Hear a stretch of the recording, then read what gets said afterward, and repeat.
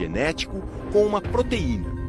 E quando o CRISPR é injetado nas células, ele vai lá e corta o DNA bem no ponto que o cientista quer. Depois ainda dá para emendar as pontas ou trocar aquele pedaço de DNA por outro. O primeiro estudo sobre o CRISPR saiu só há 3 anos. Em 2015, aconteceu uma explosão de artigos científicos na área. Em 2016, vai bombar ainda mais, o que justifica o otimismo de um dos maiores especialistas no tema. Se antes você precisava de um doutor para trabalhar com engenharia genética, com o CRISPR, qualquer aluno de primeiro ano de biologia já consegue. E por que isso é tão importante?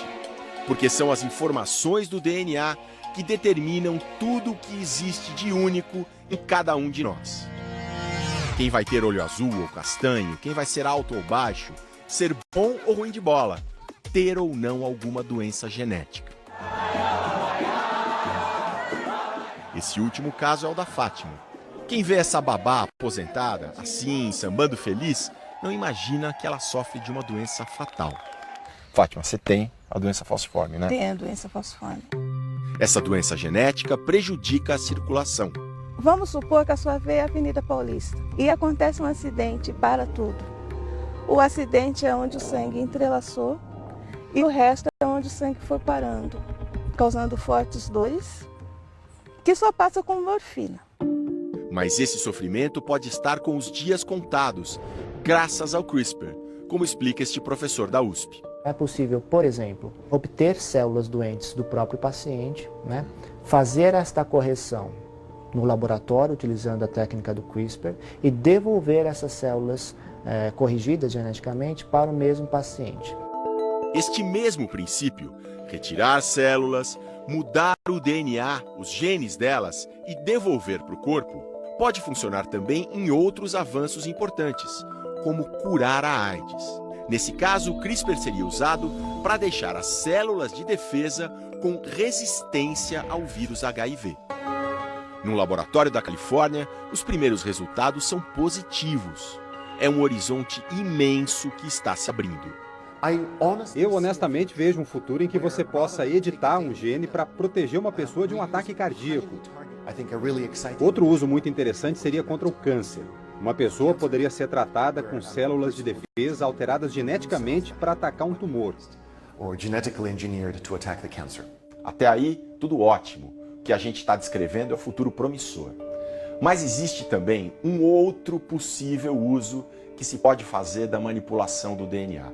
E esse é muito polêmico. Como o CRISPR é muito mais eficiente, passa-se a vislumbrar a utilização dessa técnica para, de fato, alterar geneticamente embriões.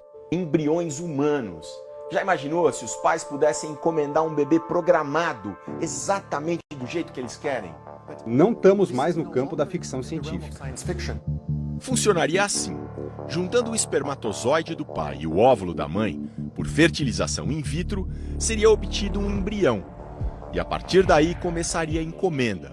Alterar o DNA para o bebê ter olhos de uma determinada cor, para ser um grande atleta, para ser super inteligente, para não carregar genes ligados a alguns tipos de câncer, seriam os super bebês.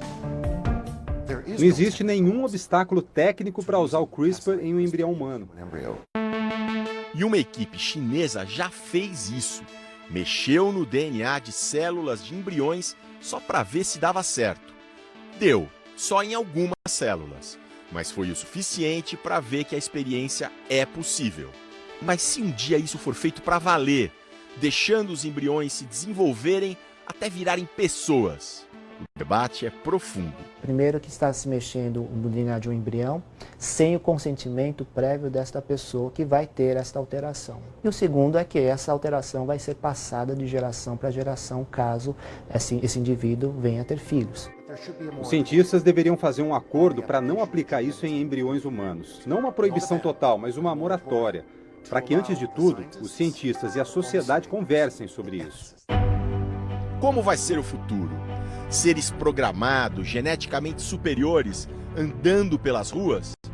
Isso vai demorar, se é que um dia vai acontecer. Mas a revolução do CRISPR na medicina já é realidade. Pode mudar a vida